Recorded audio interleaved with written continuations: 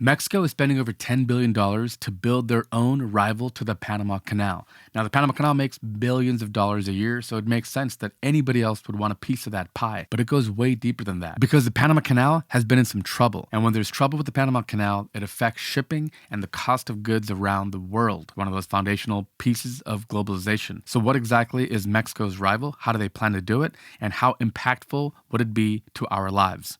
Let's figure this out together. I'm Ricky, and this is Tube Da Vinci. This video is brought to you by Segway. Before we talk about Mexico's plan, let me just give you a really quick rundown on the Panama Canal. A total of 8.3 million containers pass through the canal every year, about 12,000 to 15,000 ships. That means that on any given day, on average, 37 ships pass through the canal. Now, $270 billion worth of cargo pass through the canal each year, and each container ship typically contains around 5,000 containers. And it takes around 8 to 10 hours for a full transit to go through the canal. And on average, it costs around $443,000. Now, the Panama Canal Authority projects revenues of $5.6 billion in 2025, and the canal generates over 10% of Panama's GDP. For context, if any one piece of infrastructure generated 10% of the U.S.'s GDP, it would generate over $3 trillion. Now that sounds amazing, but there are some problems. If you look at this graph, you'll see that the number of transits, the number of ships going through the canal, rose pretty steadily all the way to about 1975. But then it's been pretty stagnant. That means that the number of ships that the canal can actually handle is pretty much saturated. It really can't handle any more ships than that. But as you can see here, if we look at the tonnage, that has shot up. And that's because ships are literally built around the Panama Canal. Let me show you why. So here is the Panama Canal. This was the original Panama Canal, and ships were literally built to take advantage of how much space this canal had to offer. This was called the Panamax size of ships. It ranged around 5,000 containers. But when that wasn't enough and ships wanted to keep growing, Panama didn't want to lose that part of the puzzle, so they built this. This is the Neo-Panamax locks, and you can see they're significantly better. And over here, they employ this genius measure for saving water, which we actually have an entire video about, which we'll link up here and in the description if you want to check that out. But it suffices to say that entire ships and the entire industry rely on standards established by Panama, because if your ship doesn't fit in this canal, you can't take this shortcut. And that really matters. Here's a look at the top 10 routes by weekly tonnage. So the East Coast to Asia. So anything that goes from the East Coast to Asia goes to the Panama Canal. Obviously from the West Coast to the East Coast, or the West Coast to the East Coast of South America, or Europe to the West Coast. Those are some of the most common routes. The problem is drought. Because of drought conditions, the Panama Canal has had to reduce operations. We've already shown you that the amount of vessels that they can let in and out because of the canal locks and other systems is pretty much saturated, meaning they can't take any more ships. But it's even been worse than that. They've had to take reduced numbers of ships because of drought. And it uses a series of locks to lift ships up about 25 meters, almost 80 feet, up into the Panamanian countryside and then back up and over. So without water, it doesn't work. Now, Mexico's interoceanic rail corridor is going to have to be price competitive. And the easiest way to increase efficiency and productivity is with AI, like AI-powered cranes, route scheduling, and much more. And having just returned from CES, AI is on everyone's mind. Now, my favorite AI are applications that save us time, like our sponsor this week, Segway, and their awesome Navimo line of AI-powered robot mowers. Now, while most robots use physical wires to establish boundaries, Navimo has an exact location fusion system, where both the base station antenna and the mower GPS data is fused together for centimeter precision. And even if the mower loses GPS contact temporarily, it has odometer, accelerometer, gyroscope, compass heading data, and vision to stay in sync and operate safely. Navimo mowers will plan an efficient route, minimize overlap,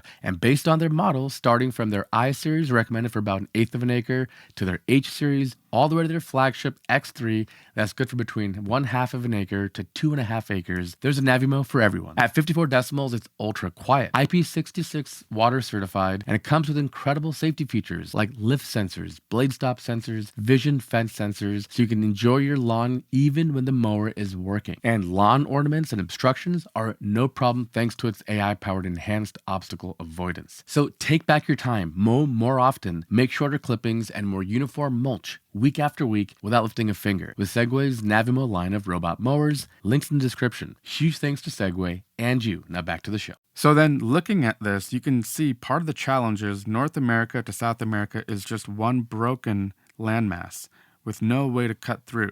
Panama obviously is the shortest at around 51 miles right here, and that's why it was chosen. But there were some other options as well. For example, in Nicaragua, right around here, there was an intended plan, but there's some volcanic activity, and that's a topic for another day. And then finally, if you go further north in Mexico, we have this. Now, this is the interoceanic corridor of the Isthmus of Tehuantepec, and we'll call it the CIIT for short. It utilizes a railway system to cross the isthmus and then attach two ports on either side. On the Atlantic side, we have the Coatzacoalcos port over here, and on the Pacific side, we have the Salina Cruz port. Now, while both ports are currently built, they would need massive infrastructure improvements and upgrades to be able to handle the kind of volume that we're talking about. It's also about 188 miles long, over 3 times as long as the Panama Canal. So, in essence, while the Panama Canal is a passageway for ships to rise up through some locks and to cross over to the other side of the ocean, this would be a disembark, unload your containers onto a train, run the train to the other port, and then reload another boat on the other side. So this is not as clean a comparison or a rival as you might think, because that completely changes the business model of how you would operate freight. But to pull this off, they'd have to modernize the railways. While existing railroads do run there, they'd have to modernize it and upgrade it for higher speeds and capacity.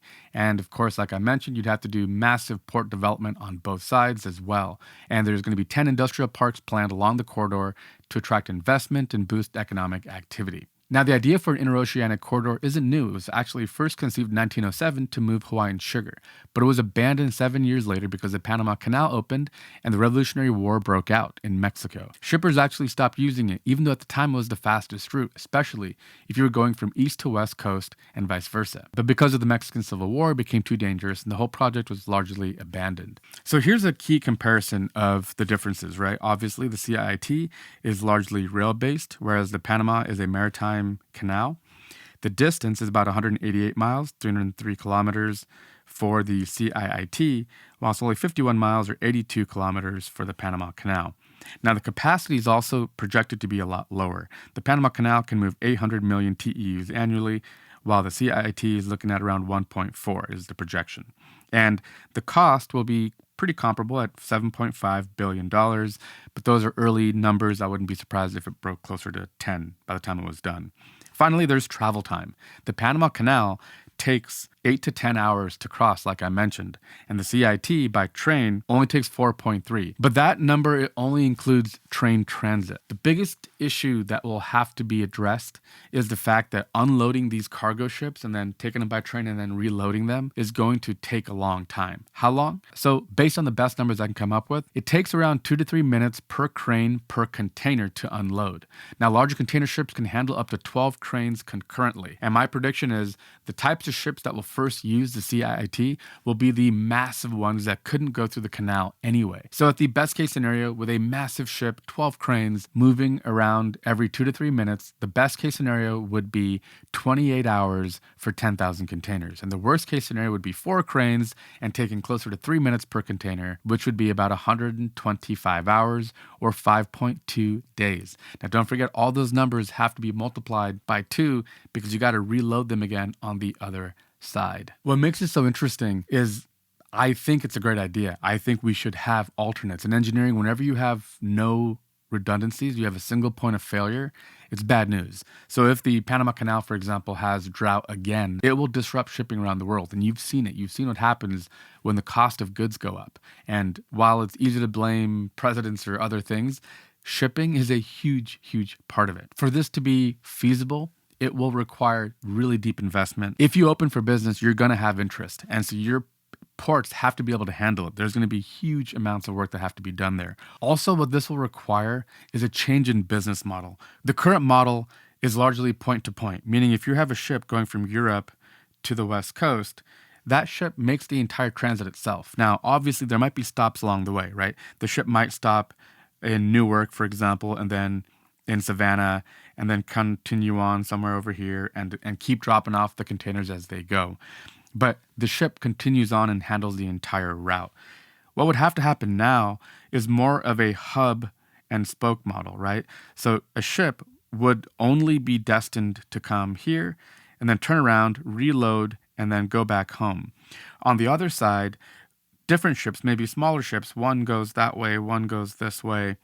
It would be more like an airplane that flies the hub and spoke model, where you fly on a big airplane to a big airport hub, and then from there take smaller airplanes and fly around.